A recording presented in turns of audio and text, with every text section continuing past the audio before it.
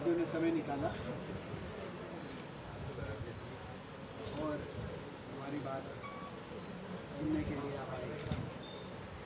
हम कल के जो नतीजे चुनाव के आए, कर्नाटक के लोगों का बहुत धन्यवाद करते हैं और कर्नाटक के सभी कांग्रेस के कार्यकर्ताओं, कांग्रेस के जो उम्मीदवार जो कल विधायक बने, कांग्रेस के तमाम प्रदेश के नेता, कांग्रेस के राष्ट्रीय स्तर के सभी नेताओं को हम अपनी तरफ से बधाई देना चाहते हैं।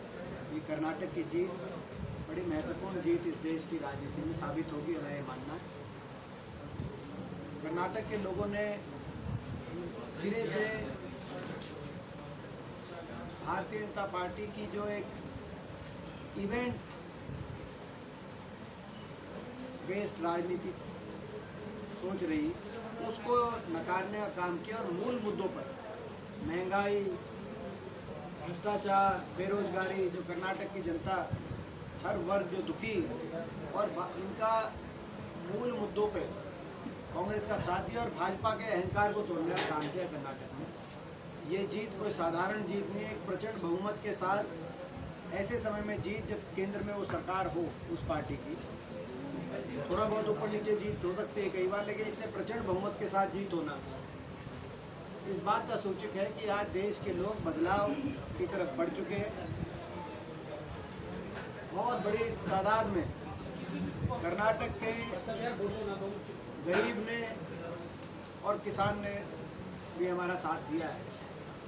ये भी एक बहुत बड़ा एक सूचक है। जब गरीब जनता जिस ओर चलती है, नौजवान जिस ओर चलते हैं, वो एक बड़ा संदेश पूरे देश में गया। इसका असर पूरे देश की राजनीति में पड़ेगा। निश्चित तौर से इसका असर हरियाणा में पड़ेगा। हरियाणा में पहले ही परिवर्तन की लहर कांग्रेस पार्टी के पक्ष में चल रही है। इन नतीजों के बाद उस लहर को और बल मिलेगा। तो आज ये बात आपके बीच में रखते हुए कोई आपके प्रश्न है तो उनके उत्तर। बजरंग दली और बजरंग बली का भी मुद्दा काफी गरमाया रहा, न केवल कर्नाटक चुनाव के मद्देनजर बल्कि पूरे देश में इस मुद्दे ने काफी उछाल दिया है। तो यही मैंने जैसे कहा कि भाजपा की एक इवेंट बेस्ड या नॉन इशू को इशू बनाने की एक राजनीति सोच रही है, जो मूल मुद्दे हैं उनसे ध्यान भटकाने की एक सोच रही है। भाजपा ने मूल मुद्दों की राजनीति, चाहे वो विकास हो, रोजगार हो, बेरोजगारी की बात हो, महंगाई की बात हो, तो ये जो मूल मुद्दे हैं इनकी तरफ ध्यान ना देकर और इनकी तरफ से ध्यान भटकाने के लिए इस तरह की बात लेके आती है भाजपा और उनको मुँह दिखानी पड़ी। जो मैंने पहले एक बात की कि लोगों ने मूल जो असली मुद्दे हैं, लोगों के मुद्दे, उनके आधार पर कांग्रेस पार्टी का वहाँ पे चयन किया। जी, वर्ष 2024 में जैसे हरियाणा में भी चुनाव है विधानसभा के, इसके अलावा और भी कई राज्यों में अब चुनाव होने हैं। छत्तीसगढ़ की बात करें, राजस्थान की बात करें, इन सभी में चुनाव होने हैं। आपको क्या लगता है कि जो कारवां शुरू किया आपने हिमाचल से और अब कर्नाटक में जिस तरह की जीत मिली है, या जैसे आपके शब्दों में कहा जाए प्रेम के सद्भाव की जो दुकान खुली है, क्या लगता है आपको ये आगे भी कारवां जारी रहेगा? नहीं, बिल्कुल, ये कर्नाटक की जीत एक ऐतिहासिक और निर्णायक जीत साबित होगी। पूरी देश की राजनीति में इसका असर जाएगा, हमें विश्वास है। साउथ का दरवाजा कहा जाता है कर्नाटक को, तो कर्नाटक की जीत हुई है तो इससे साउथ में और स्टेटों में भी साउथ में हर प्रदेश में, दक्षिण में आज भाजपा का सफाया हो गया पूरे दक्षिण। तमिलनाडु, केरल, कर्नाटक, तेलंगाना, आंध्र प्रदेश, हर प्रदेश के अंदर ये एक बड़ा संकेत है। और केवल दक्षिण की बात नहीं, भाजपा ने लोगों की जन भावनाओं को चुराते हुए कई जगह सरकारें बनाने का काम किया। कर्नाटक में आपको याद होगा कि बीजेपी को मेजॉरिटी नहीं मिली थी, लेकिन कुछ एमएलए को ज्वाइन कराकर। मध्य प्रदेश में कांग्रेस को मेजॉरिटी मिली, लेकिन कुछ एमएलए को लेकर। महाराष्ट्र के अंदर दूसरी सरकार थी, लेकिन शिवसेना को तोड़कर। और हरियाणा के अंदर दुष्यंत चौटाला जेजेपी की पार्टी ने भाजपा को करो जमुना पार के नाम पे 10 सीट ली थी, मगर उस पार्टी का रातों रात उस पार्टी को जो है भाजपा ने तोड़ते हुए अपने साथ अपने पक्ष में लेके आई। ये नतीजा इस बात का भी सूचक है कि जिन जिन प्रदेशों में जन भावना और जन आदेश के खिलाफ जाकर भाजपा ने सरकार बनाने का काम किया, उन प्रदेशों में वहाँ के लोग इंतजार में हैं जब मौका आएगा इस तरह की अनैतिकता की राजनीति का जवाब वोट की चोट से देंगे। एक और बात आई कि जो लोग भाजपा में गए उनमें से लगभग चुनाव हार गए। जो 17 विधायक भाजपा में गए थे उनमें से अधिकांश विधायक चुनाव हार गए। ये सबक जो लोग जमुना पार भाजपा को करेंगे जमुना पार का नारा करके हरियाणा में 10 विधायक बने थे, जेजेपी पार्टी से अगली बार इनमें से इन विधायकों को अपना आने वाला समय के अगर भविष्य को देखना है तो कर्नाटक में जो लोग गए थे बीजेपी के वोट में उनके भविष्य की तरफ ये दिखे। बतौर कांग्रेसी तो आप कह ही रहे हैं कि कोशिश है कई तरह की, चाहे राज्य स्तर पे बात हो राष्ट्रीय स्तर पे बात हो, लेकिन एक बात को आप मना नहीं कर सकते, दो बातें बल्कि, कि एक तो भारतीय जनता पार्टी का जो संगठनात्मक संरचना है, जो उनकी पैठ है घर घर में, कांग्रेस पिछले कई सालों से संगठनात्मक तौर पर कमजोर रही। दूसरी बात जो एकजुटता है, आप कितना ही कह लें लेकिन सबको पता है, दिखता भी है हर मंच पे, एकजुट नहीं हो पाते, खासतौर पर कई बड़े नेता व्यक्ति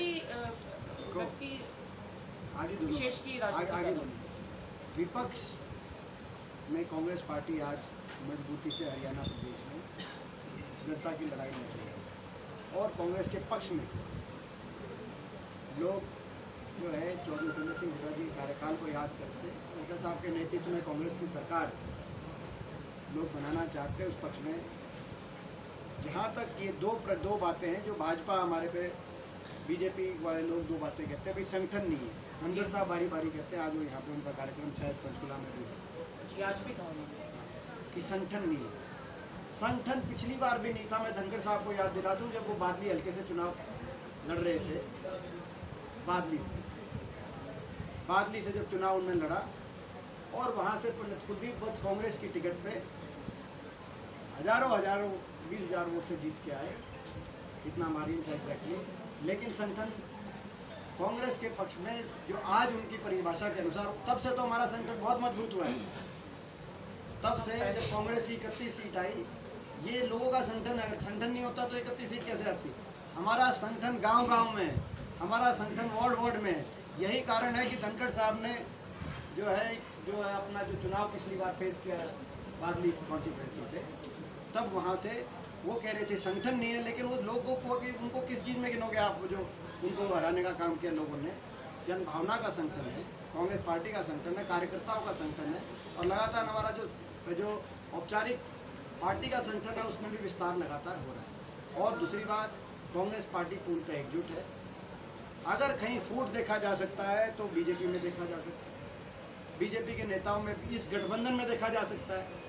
आज गठबंधन में ये नहीं पता कि बीजेपी वाले क्या कह रहे हैं और जेजेपी वाले क्या कह रहे हैं, किस दिन गठबंधन टूट जाए ये नहीं पता।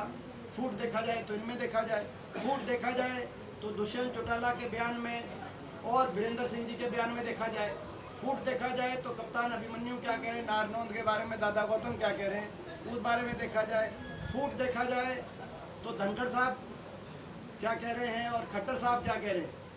धनखड़ साहब तो कह रहे हैं संदीप सिंह प्रदेश कार्यकारिणी में नहीं बैठे खेल मंत्री, खट्टर साहब कह रहे हैं ये रहेंगे खेल मंत्री। फूट देखा जाए तो वहाँ देखा जाए, फूट देखा जाए तो हमारे रोहतक के सांसद अरविंद शर्मा जी वो मुख्यमंत्री के बारे में एक सभा में क्या क्या कह गए, वो सारी बात मैं रिपीट भी नहीं कर सकता, रिपीट करूँगा तो बीप बीप बीप करके आपको चलानी पड़ेगी। फूट देखा जाए तो वहाँ देखा जाए, बीजेपी वाले आपस में गाल गलौज पे आ गए, फूट देखा जाए तो उनमें देखा जाए। आज ये गठबंधन कहीं से, ये गठबंधन एकजुट नहीं, आज ये गठबंधन कहीं से एकजुट नहीं है।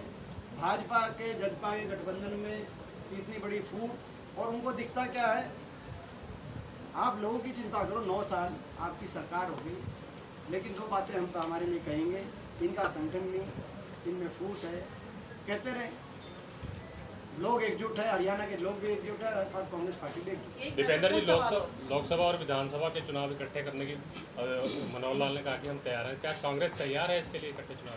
हम तो उससे पहले भी विधानसभा के चुनाव करवा तैयार हैं। कांग्रेस पार्टी तो जो है लोगों के हिसाब से चलती है और जनता आज तैयार है। जनता दुखी भी है और जनता तैयार है और कांग्रेस पार्टी भी तैयार है। ये कल करा दे चुनाव। भाजपा के प्रदेश अध्यक्ष ने कहा कि जो ओपीएस की बात करते हैं ये दीर्घकालिक नहीं हो सकती, सिर्फ लोक लुभावना बाधा है, इसे लागू करना बड़ा मुश्किल है। क्या कहना चाहेंगे इसमें? नहीं, ये मुश्किल है। हरियाणा प्रदेश प्रति व्यक्ति आय, प्रति व्यक्ति निवेश में, विकास दर में और जीडीपी ग्रोथ में देश में नंबर 1 पे था 2013-14 में। राजस्थान हमसे कहीं पीछे था, छत्तीसगढ़ कहीं पीछे था, हिमाचल कहीं पीछे था, पंजाब पीछे था। आज यहाँ पे तो मुश्किल है। आप कह रहे हैं कि इतना कर्जा चढ़ गया, यहाँ नहीं हो सकता। आज राजस्थान में ओल्ड पेंशन स्कीम लागू कर दी, हिमाचल ने ओल्ड पेंशन स्कीम लागू कर दी, छत्तीसगढ़ ने ओल्ड पेंशन स्कीम लागू कर दी, यहाँ तक कि पंजाब ने ओल्ड पेंशन स्कीम लागू कर दी। इससे ये पता चलता है कि हरियाणा को कहाँ ले गए। ये हरियाणा को कहाँ लेगी सरकार। अर्थव्यवस्था चौपट होगी और दूसरी बात नीयत नहीं है अर्थव्यवस्था की। और उसके बाद की तो बड़ी बात यह है, ये जो धनखड़ साहब कह रहे हैं इनकी नीयत नहीं है। इनकी नीयत हो तो लागू हो जाए। जब हिमाचल राजस्थान कर सकते हैं तो हरियाणा में क्या दिक्कत है? नीयत नहीं है, ये लागू नहीं करेंगे। लागू ये अगली इस चुनाव के बाद ही होगा, क्योंकि चुनाव के बाद परिवर्तन निश्चित होगा, कांग्रेस सरकार बनेगी हुड्डा साहब के नेतृत्व में, तभी लागू होगा। तो आपको लगता है भी इतना कर चढ़ चुका कि अगली सरकार को भी दिक्कत होगी इसमें? ठीक है, इसमें इन्होंने मिसमैनेजमेंट तो किए जो है। ये हम बार बार हाथ लेके आते कि बुक्स पे 3.25 लाख करोड़, वैसे 4 लाख करोड़ से ज़्यादा का जो हुड्डा साहब ने प्रेस कॉन्फ्रेंस करके उसमें सारी बात होती है। वरुण मौलाना जी भी उसमें उसका बड़ा अध्ययन है कि 4 लाख करोड़ से ज़्यादा कर्जा हरियाणा पे इस सरकार में बिना किसी कोई बड़ा प्रोजेक्ट नहीं किया, केवल भ्रष्टाचार से। बड़े बड़े भ्रष्टाचार के मामले जो सामने आ रहे हैं और आए, इसमें बिजली खरीद का एक बड़ा भारी घोटाला आया आपके सामने, जो 2 रुपये 94 पैसे पे 25 साल तक बिजली मिलनी थी 2035 तक, वहाँ अदानी ग्रुप ने बंद कर दी और 11 रुपये तक बाहर से ले रहे हैं। तो कर्जा नीचे बढ़ेगा तो और क्या होगा। तो ये आज स्थिति बन गई हरियाणा में। लेकिन मुझे विश्वास है जो कांग्रेस पार्टी की सरकार बनेगी, पहले जब बनी थी तब भी हरियाणा की वित्तीय स्थिति बड़ी ख़राब थी। 2004 में जब सरकार बनी थी चौटाला राज के समय, लेकिन जब कांग्रेस सरकार बनी तो हरियाणा विकास के पथ पे गया। राजस्व भी बड़ा रिकॉर्ड राजस्व पहुंचा और प्रदेश में रिकॉर्ड विकास कार्य हुए और सारी कल्याणकारी योजनाओं को भी हम लागू कर पाए। जितना हमारा मैनिफेस्टो था, हर हमने मैनिफेस्टो के पॉइंट को लागू किया 2004 में भी, 9 में भी। और हमें विश्वास है कि हरियाणा दोबारा से उसी खुशहाली की तरफ जाएगा और कुछ सारी जो आर्थिक संकट जो हरियाणा पे, इसका भी समाधान कांग्रेस पार्टी करेगी। प्रदेश में ही नहीं, पूरे देश में, जैसे आप युवा के तौर पर, युवा आपको प्रेरणा स्रोत के तौर पर देखते हैं। अगर बात करें हरियाणा विधानसभा चुनाव की, और आप खुद इस वक्त भी जैसे बैठे हैं, युवा शक्ति दिख रही है, तो ये माना जाए कि युवाओं को अवसर दिया जा सकता है ज़्यादा से ज़्यादा चुनाव में। जैसे बात सीधी बात करूँ, टिकट वितरण में या आगे आने के लिए विभिन्न मोर्चों पर। निश्चित तौर से युवाओं को प्राथमिकता दी जाएगी कांग्रेस पार्टी की। ये हमारा उदयपुर डिक्लेरेशन भी है। अभी हमारे उदयपुर के अंदर एआईसीसी का मंथन हुआ 3 में और उसमें कई पॉइंट निकल के आए, जिसमें से एक पॉइंट, बड़ा पॉइंट कि युवाओं को प्राथमिकता, तो युवाओं को प्राथमिकता इस बार दी जाएगी। काफ़ी बदलाव कर्नाटक में भी दी गई है। अरुण चौटाला जी ने कहा है कि कांग्रेस अब पिछली कांग्रेस नहीं रही है, सिर्फ बाप बेटे की कांग्रेस रह गई है। किसने कहा है? अरुण चौटाला। तो कौन बोल रहा है? तो अपना उनकी पार्टी का क्या है?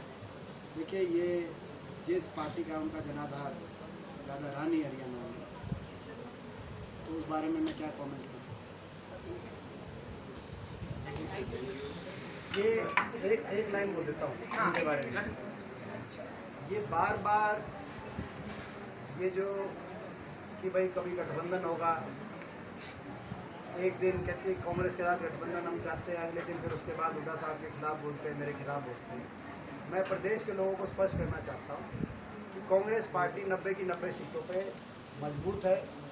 हम भाजपा को हराने में ना सिर्फ सक्षम है, प्रचंड बहुमत से भाजपा को हरियाणा के अंदर हराने का काम कांग्रेस पार्टी हुड्डा साहब के नेतृत्व में करने जा रही है।